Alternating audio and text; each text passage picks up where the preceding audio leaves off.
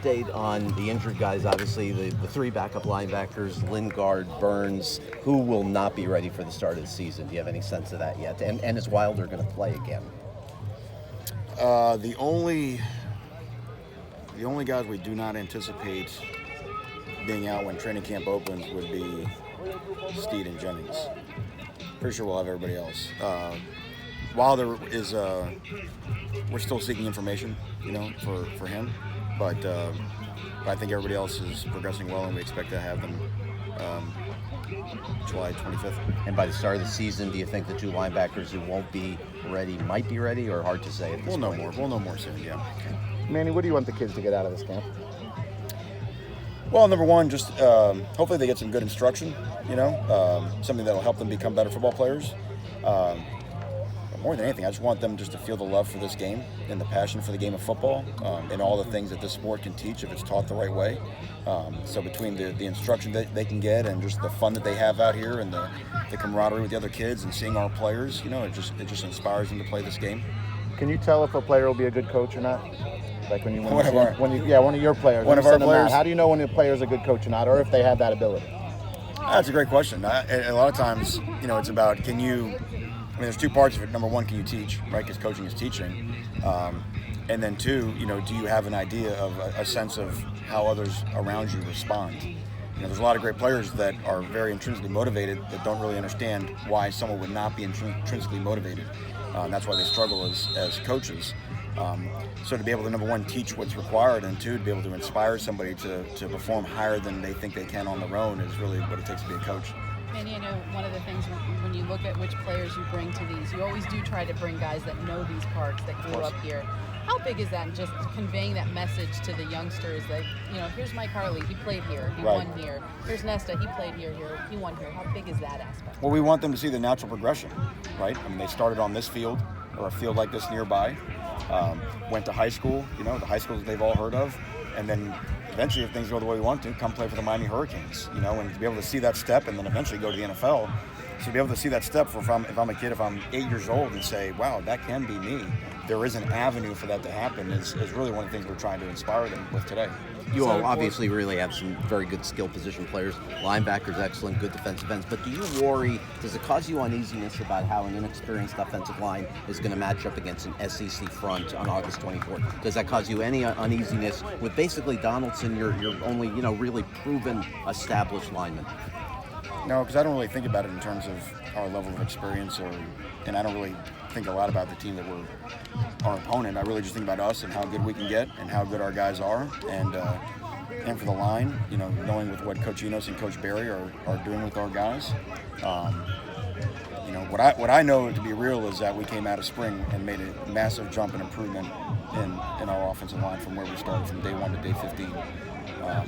So what I know is if we continue to improve on that in the summertime, let's report for training camp, and we got, I think, 24 practices and continue to get better, then I have no uneasiness, right? Because all I want to see is just guys that are continuing to improve and see a football team that's getting better and better. And going back to this camp, it's important that the parents also see that you guys are entrenched in the community. Obviously, you're from here, but that you talked about that natural progression. Right. Well, we talk about that the Miami Hurricanes should represent the youth football culture here in South Florida.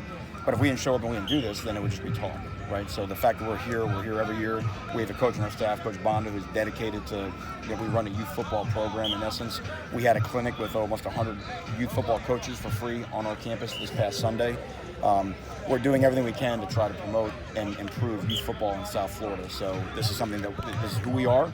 We'll be here every year, and I think it's, if it matches our core values, and that's why we have to follow through.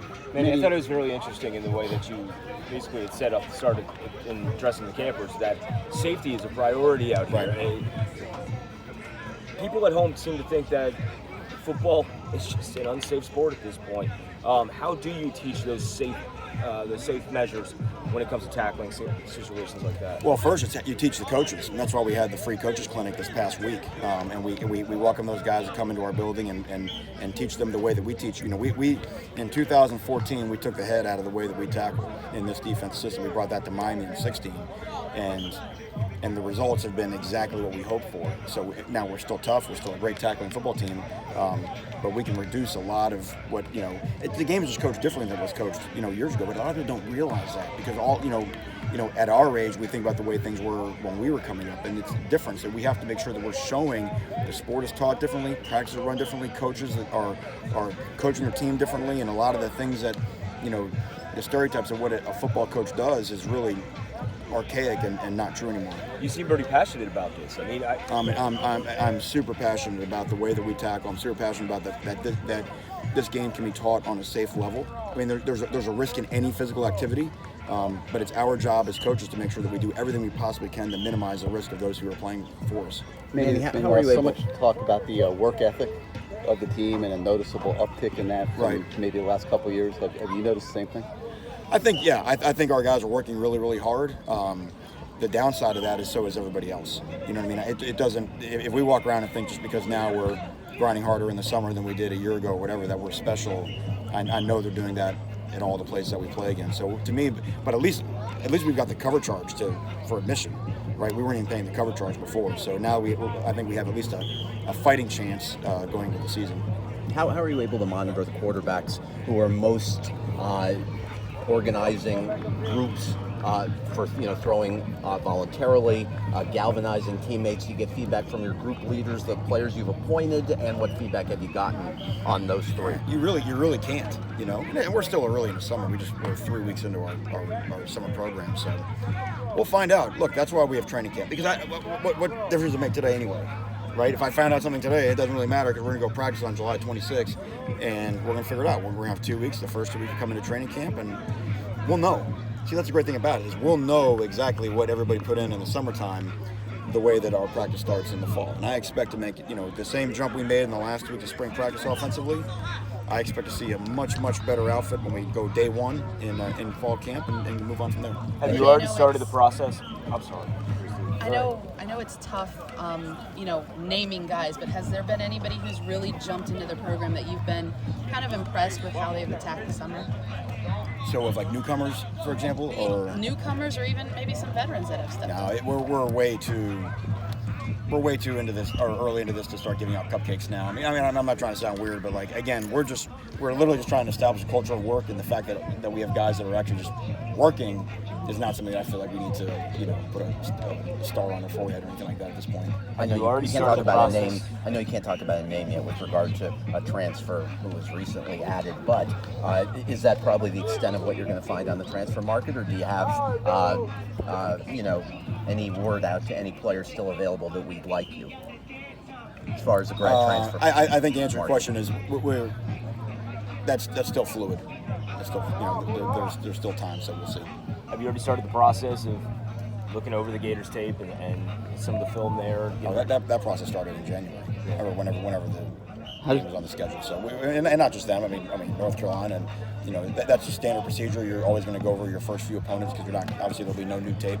So no, there's not a day go by that we're not preparing for our opening game and opening month. The questions about the quarterbacks, the spring game, are you as excited and just want to get this question answered as a lot of people want it answered? Like, who's going to be your starter? I'm excited that I think that we have a good decision to make, right? I wasn't sure in January we had a good decision to make. Now I think we have a good problem. We had a bad problem. I think our bad problem turned into a good problem. So I want to see how good of a problem we have.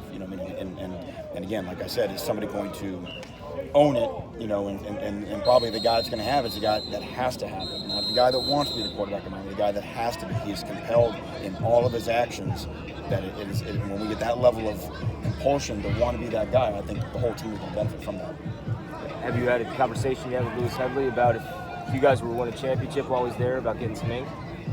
Say again, I'm sorry? Any chance that with Lewis Headley there, being a tattoo artist, you guys would win it all, he would get to tattoo you up? On me? Yeah. No, this next stays the way that it is, okay? So, yeah, sorry. One last quick thing.